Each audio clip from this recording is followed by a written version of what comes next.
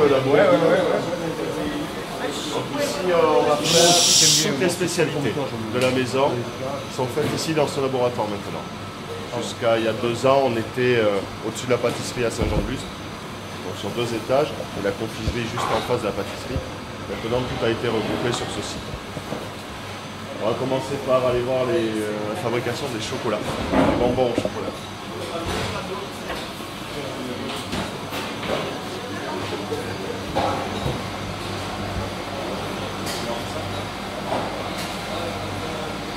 Donc, pour fabriquer les bonbons au chocolat, on va passer par 3 étapes dans la confection. La première étape, c'est de faire la base du bonbon. Donc ça va être une fine pellicule de chocolat noir ou de chocolat au lait.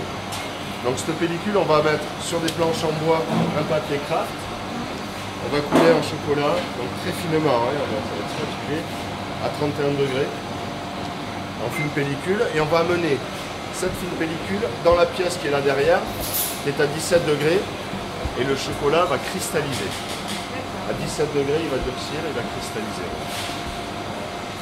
Une fois sorti de cristallisation, on va y mettre un cadre métallique par-dessus, et à l'intérieur du cadre, on va y dresser soit la ganache, soit le praliné, qui va constituer le fourrage du bonbon. La ganache, c'est un mélange de chocolat, de crème et un parfum. Donc ça peut être du café, de la cannelle, de la vanille, du piment, du chocolat, voilà. On en a un qui s'appelle le Caracas, donc ça dépend de la provenance du chocolat. Il y a 3 variétés, et selon les endroits où ils ont poussé, on va avoir des saveurs spécifiques. Et le praliné, c'est un mélange qui est fait à base de fruits secs, concassés. Noisettes, noix, pistaches, amandes. Une fois que c'est dressé à l'intérieur du cadre, on ramène tout pareil dans la pièce, la salle de cristallisation, pour laisser reposer et que ça fige.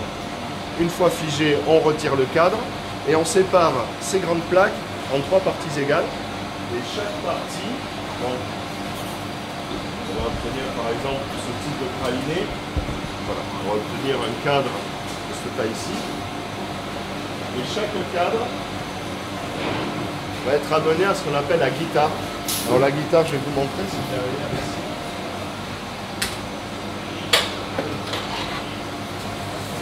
C'est cet instrument qui va nous permettre de tailler les différents bonbons en petits cubes. On taille une fois dans ce sens, on tourne un quart de tour. Voilà.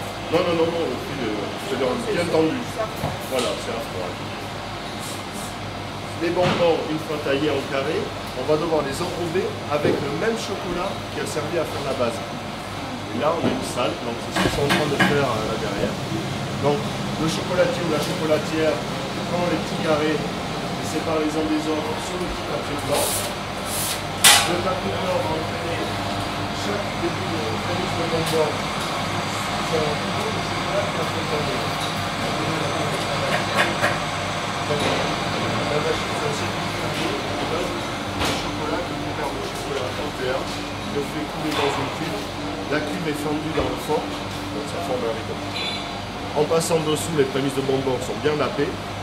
Et à la sortie de l'enrobeuse, un chocolatier va faire une marque sur chaque bonbon avec un couteau, une fourchette, une marque spécifique en fonction du fourrage qu'il y a à l'intérieur.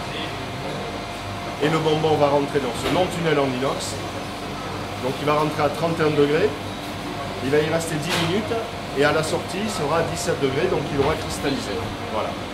Alors ça demande du temps et la descente en température est toute douce pour éviter qu'on ait une dissociation entre le beurre de cacao et le cacao. Sur un choc thermique, positif ou négatif, le beurre de cacao, qui est moins dense que le cacao, va remonter à la surface. Ça va faire une pellicule blanchâtre sur le chocolat. C'est pas joli, c'est pas bon. Et le chocolat devient cassant. Plus croquant, mais cassant. La pellicule blanche, le beurre de cacao. Et c'est pas aussi quand certains chocolats plus lisses, ça remonte pas? Voilà, parce qu'avec passé un certain temps, tout doucement, ça se fait naturellement. Mais c'est le beurre de cacao qui remonte. Alors les sections, pardon. Le tunnel est divisé en sections. Chaque section correspond à une descente de température. Donc on a 31, 28, 28, 24, jusqu'à 17. Alors ça, c'est pour les bonbons qui sont carrés, parce qu'à la guitare, on va faire que des carrés. Pour, voilà, pour les autres, on va travailler avec des moules. Donc, on a des moules en matière plastique qui sont gravés, ce qui nous permet d'avoir des dessins un peu plus précis, comme petits traits, de petits points. Ils sont gravés dans le fond. Et on va garder les mêmes étapes, ces trois mêmes étapes, mais on va les prendre complètement à l'envers.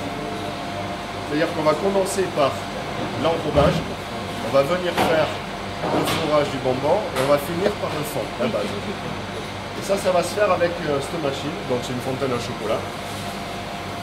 Là on a mis un chocolat au lait à 31 degrés, toujours sa température de travail. On va remplir les alvéoles de chocolat, on va égoutter le surplus, on va racler, et à 31 degrés, le cacao va adhérer aux parois du moule, et on va retourner le moule, voilà, comme ceci sur le marbre, parce que même s'il fait 24-25 degrés ici, si vous touchez le marbre, il est très frais, donc le cacao va cristalliser à l'intérieur. On va finir par obtenir la cristallisation du cacao et du coque, au chocolat. Avec une poche à douille, on va venir remplir les alvéoles, donc avec une ganache, on va ramener. On va laisser reposer dans le stade de cristallisation pour que ça fige. Et une fois figé, on va revenir sous le même cacao, qui nous a servi à faire l'enrobage, pour faire le fond.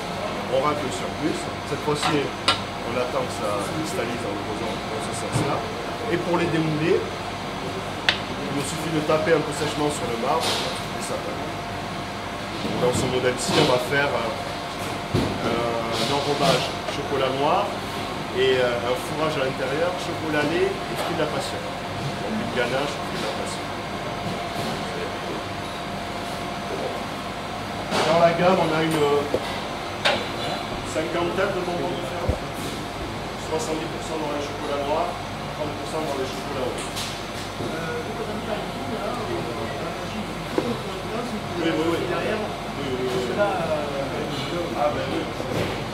Dans les périodes de mon rêve, c'est la production de chocolat de l'année. Ça c'est la matière première.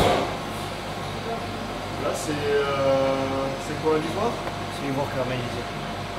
C'est chocolat blanc caramélisé. Il y a déjà donc une transformation. Nous le chocolat on le reçoit en lingots. Ce sont des lingots de 3 kg que l'on reçoit. Et après on va faire nos assemblages, on va travailler avec ça. Et on a voilà, un type de chocolat bien précis, selon les provenances, Madagascar, Venezuela. Et là il est déjà transformé là. Là oui, non, là c'est déjà. On ne fait pas le mélange de beurre de cacao, de sucre et de cacao. Nous le chocolat il nous arrive déjà en lingots, on fait nos assemblages avec les différences provenances et on fait nos ganaches, on va faire nos pralinés, on va faire le bonbon. Ceux qui vous arrivent, ils sont quand même toujours constants en termes de... Voilà. Ouais, vous avez un retour à avoir. On a des fournisseurs qui... Voilà, c'est-à-dire que pour un type de chocolat, on va utiliser tel cacao. Voilà. Notre fournisseur gère de garder une unité de l'année sur l'autre sur le goût, sur les qualités du cacao. Voilà. Ça joue, on va aller voir les canougats de l'autre côté. Là, d'une année sur l'autre, on peut jouer sur les parcours. Mais les assemblages sont faits maison pour les canougas. Ça veut dire quoi, Canouga? Canouga, ça veut rien dire. C'est le nom d'une ville russe. On va y aller, on va aller les voir. On reviendra au chocolat après.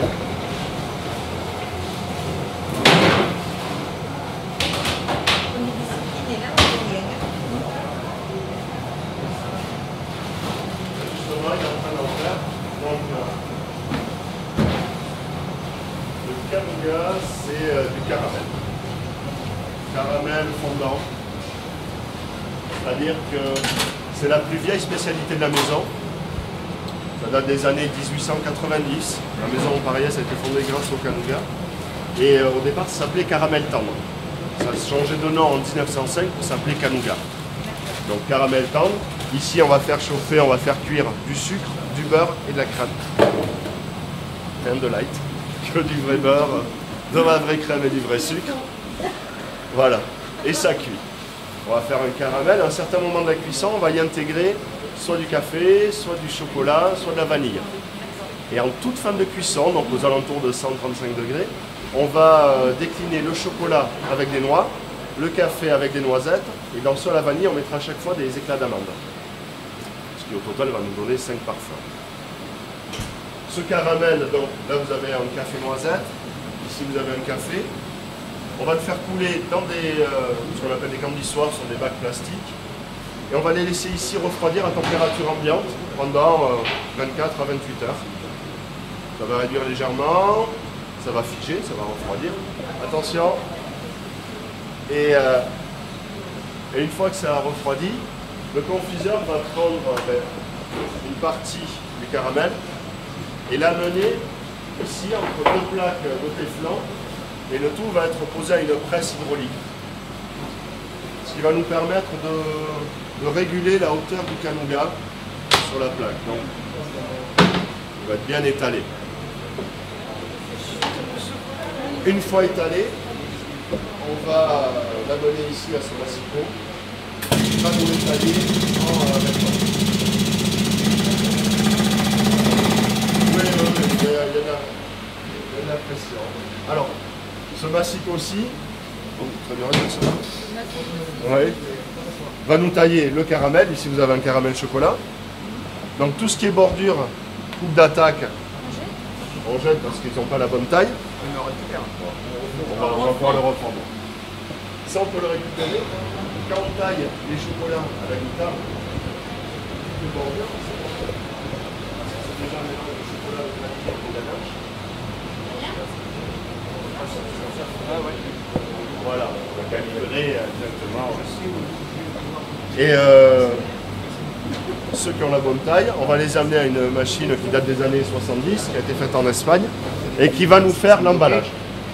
Alors l'emballage, le confiseur va quand même prendre des canugas un par un, les déposer dans les alvéoles, et la machine va venir mettre un petit papier. Alors en fonction parfum du canuga, on a une couleur de papier bien spécifique. Là, c'est un canuga de classique chocolat, le papier est argenté. C'est celui que vous allez avoir pour la dégustation, gardez-le à la fin de la dégustation. C'est un chocolat qui est assez puissant, c'est plus long en bouche, ça risquerait de vous soulager si vous le prenez en début de dégustation. Et cette machine-là, il y a un seul moteur qui entraîne de crémaillère. Voilà. Et au final, ça tombe dans des petits bacs. Alors maintenant, c'est passé de caramel tendre à canuga en 1905 à cause de la montée des soviets en Russie. À cette époque-là, énormément d'aristocrates russes sont venus s'exiler en France. On appelait les Russes blancs. Que ce soit à Nice, à Paris ou à Biarritz, si vous voulez découvrir un peu les vins de mer. Et c'est eux qui ont fait la renommée de ce caramel. Donc, voilà, au niveau européen. Donc le fondateur de la maison qui avait créé son caramel tendre a décidé de donner un nom russe à sa spécialité. Voilà, il a ouvert la carte de Russie, il a pointé du doigt au hasard, il est tombé sur la ville de Kaluga, qu'il a décliné en Kaluga. Voilà, mais il n'y a pas du tout de nougat à l'intérieur. Hein. Ce n'est que du caramel, il n'y a pas de blanc d'œuf.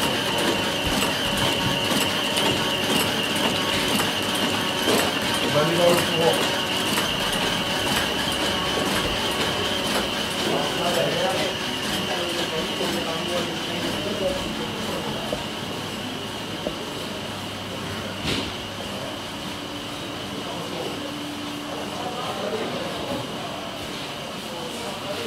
On est donc depuis 1890, la maison Parillas est toujours dans la même famille. On en est à la 5e génération. Il n'y a pas eu, ça n'a pas été vendu. On est toujours en lignée directe depuis le fondateur. Là, on en est à l'arrière. Énormément tenu par des femmes. Il y a eu le fondateur comme homme, son petit-fils. Sinon, il y a eu la fille, l'arrière-petite-fille et bientôt l'arrière-arrière-petite-fille. Et si une de ses filles reprendra, parce qu'elle a eu que 4 filles, c'est encore une femme qui va tenir la maison. Ici, on va fabriquer une des spécialités qui a été amenée par le petit-fils, qu'on appelle le touron en Espagne. Donc une pâte d'amande qui a cuite. Et spécifiquement, la maison fait du touron catalan, avec une amande qui vient de Catalogne, qu'on appelle la Macona, une variété bien spécifique à la Catalogne, que l'on va broyer entre ces rouleaux de granit, ici, pour obtenir une poudre très très fine. Généralement plus faible que ce que vous pouvez trouver dans le commerce. Cette poudre, on va la mettre dans le pétrin et on va la mélanger à un sirop de sucre très chaud, au-delà de 125 degrés. Le sucre va cuire la poudre d'amande. La pâte obtenue, on va l'aromatiser, donc on va y mettre du chocolat, de la purée de pistache, des fruits confits, des fruits secs, du piment, du gingembre, toute une gamme de parfums, café, vanille, très vaste. Et on va venir remplir des moules.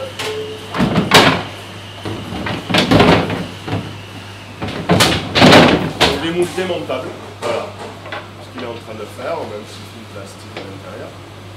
Et là, avec donc la pâte d'amande qui a cuite avec le sirop, on va la remplir de moule. Le moule va être amené à la pression hydraulique, pour bien tasser, bien calibrer le cadre. Et ça va être, voilà. Et ça va être mis au frigo pour 24 heures. Pendant ces 24 heures, on rebroie des amandes, mais cette fois-ci, on va les mélanger dans le pétrin à un sirop de sucre à température, on appelle froid. Donc là, il n'y aura pas de cuisson. On va obtenir une pâte d'amande qu'on va garder naturelle. Simplement amande, sans cuisson avec le sirop froid.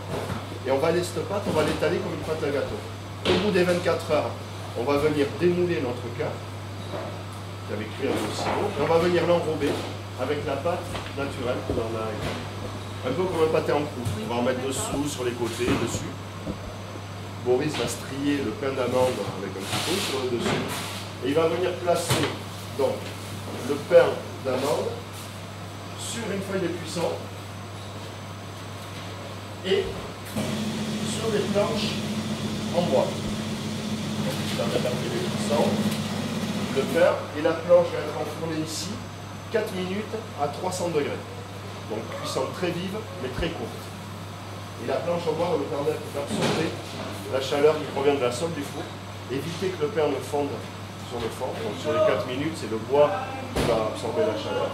Et on va travailler avec le grill, rôtir en fait le dessus de l'amande qu'il n'avait pas cuite à la réussite. Et ensuite, on a la trancheuse du boulanger, la taille des pains de mie, qui va nous faire des plaques sur les pains une fois que ça refroidit. Vous avez une cohérence pour l'unité du bois dans le process?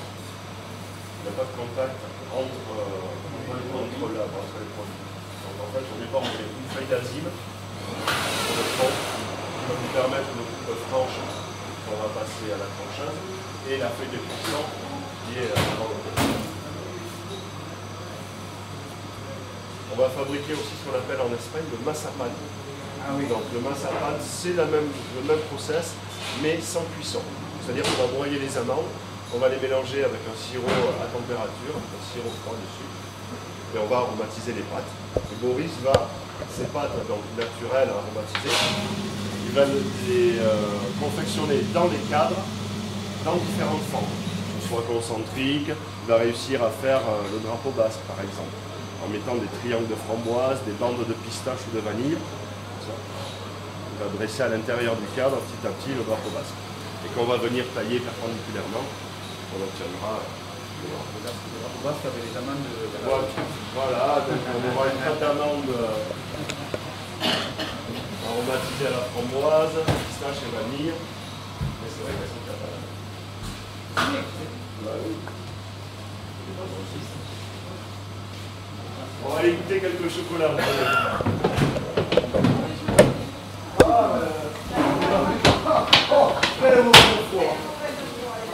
Vous n'êtes pas venu pour ça.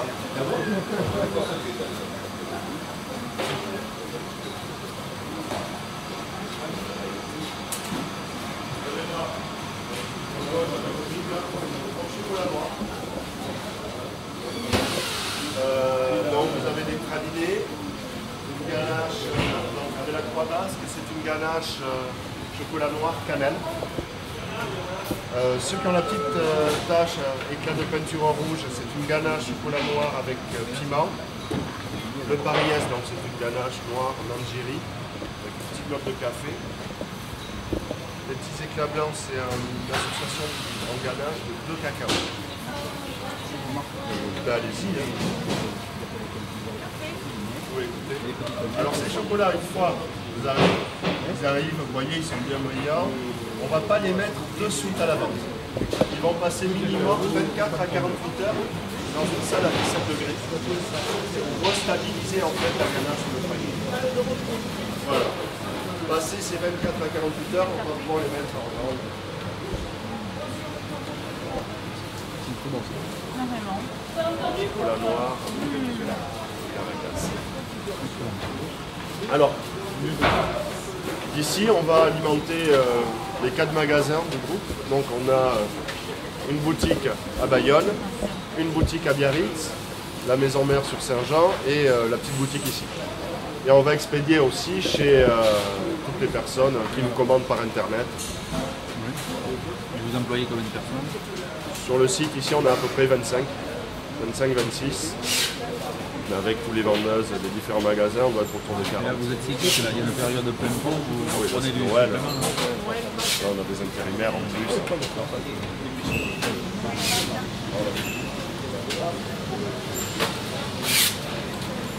Cette partie, donc là on va quitter la partie confiserie et chocolat.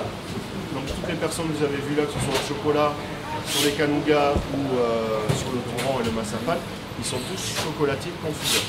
C'est-à-dire qu'ils vont passer là en ce moment, ils sont tous chocolat fabriqués pour Noël. Mais ils peuvent tourner Et vous les formez en interne? aussi. Là, des apprentis en pâtisserie, en chocolaterie. Ici, on rentre sur la partie pâtisserie et avec Christophe, la fabrication des mouchous. Alors en basque, le mouchou, ça veut dire le bisou. On va faire une pâte à macarons, des blancs d'œufs, des sucres et des amandes. Mais par rapport au macaron, on va changer les proportions. On va mettre moins de sucre et plus d'amandes. Donc le mouchou va être moins sucré, plus moelleux. Moins, on n'aura pas l'aspect meringué très craquant. Mais ça sera quelque chose de plus mou et moins sucré. La pâte, une fois faite, on a une machine ici qui va nous faire des petits plots sur des plaques et des feuilles de cuisson. Ces petits plots, on va les mettre dans cette pièce qui est un séchoir pendant 5 à 6 heures pour retirer une partie de l'humidité. Une fois sortis du séchoir, comme ils auront légèrement croûté sur le dessus, on va les fendre d'un coup de couteau. Ce qui va nous permettre une meilleure cuisson. Voilà, un par un. On en met à peu près 8000 dans le séchoir. Ça va leur donner aussi la forme d'une bouche, avec les 2 lèvres et la forme familiale. La cuisson va se faire donc dans les 2 grands fours là-bas, moi, pendant à peu près un peu plus de 10 minutes à 250 degrés.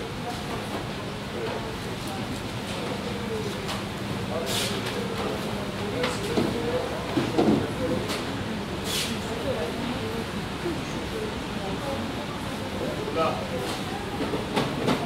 Quand ils vont sortir de la cuisson, les mouchous, on ne va pas pouvoir les sortir de la feuille de cuisson.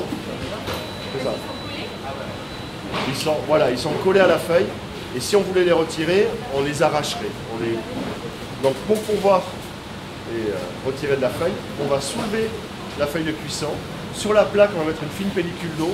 On va reposer la feuille, attendre que la feuille s'imbibe et à ce moment-là, on va pouvoir retirer. Et on va les accoler l'un à l'autre sans rajouter de crème. Vous voyez, ils sont encore très moelleux à faire.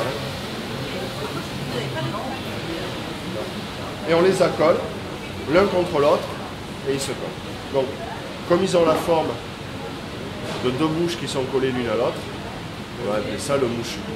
Voilà. Ça date des années 1948. Au départ, ils étaient tous aux amandes. Et là, depuis maintenant une dizaine d'années, on en fait à la noisette, 8 ans au chocolat et depuis 2 ans à la pistache. Donc ici en magasin, vous allez trouver des boîtes classiques, toutes amandes, et puis des boîtes en assortiment. Vous avez les 4 parfums. Si vous allez à Biarritz, Bayonne ou Saint-Jean, vous confectionnez les boîtes comme vous le désirez. Nous, on leur envoie dans des thermoformés par parfum et vous choisissez les différents parfums que vous voulez mettre dans la boîte. Est-ce que vous êtes amené des fois à modifier l'organisation de la cantine en fonction de la besoin? Mais là, en ce moment, voilà. Donc, Donc, par par site, site. on reviendra, les machines seront pas au même endroit. Les machines sont... Ah là, non.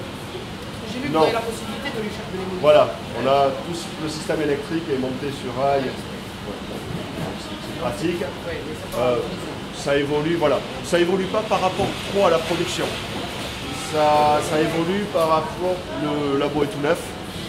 Donc le temps de travailler, de se faire, les pâtissiers ou les chocolatiers voient régulièrement qu'est-ce qui leur serait utile ou plus utile, plus pratique. Donc on l'a transformé régulièrement. La chambre de cristallisation avant était de l'autre côté du laboratoire. Donc ils avaient tout le couloir à faire traverser. Finalement on l'a mis juste à côté de la salle de chocolat. C'est plus pratique. Ils cristallisent juste à côté, ils n'ont pas les allers-retours à faire. Par contre, tout ce qui est frigo, congélateur, salle de repos, ça on peut le mettre au fond. Tout le sous-sol c'est le stock. C'est creux en dessous. Et sur le chocolat, le tunnel prend de la place, la salle d'enrobage est posée, donc voilà. C'est plus eux qui vont bouger pendant l'année pour se mettre soit au Canuga, soit au chocolat, selon les productions. À Pâques, tout le monde revient sur le chocolat. Et les pâtissiers, bon, la pâtisserie c'est différent, parce qu'on a une salle où on va passer pour voir les gâteaux basques, là où on va travailler la farine. Pour éviter que la farine arrive sur le chocolat, on a été obligé de faire une pièce hermétique.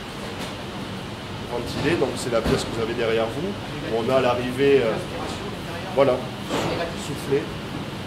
Comme on va travailler des crèmes, des œufs, donc on va réfrigérer, chaque partie a une température. Là, en pleine production, ils sont à 15 degrés. Et hermétique pour éviter que la farine n'aille vers le chocolat. Donc la partie pâtisserie fine est juste à côté, donc en espace ouvert. Et la partie fabrication des pâtes, là c'est vraiment confiné. Ils sont en pression de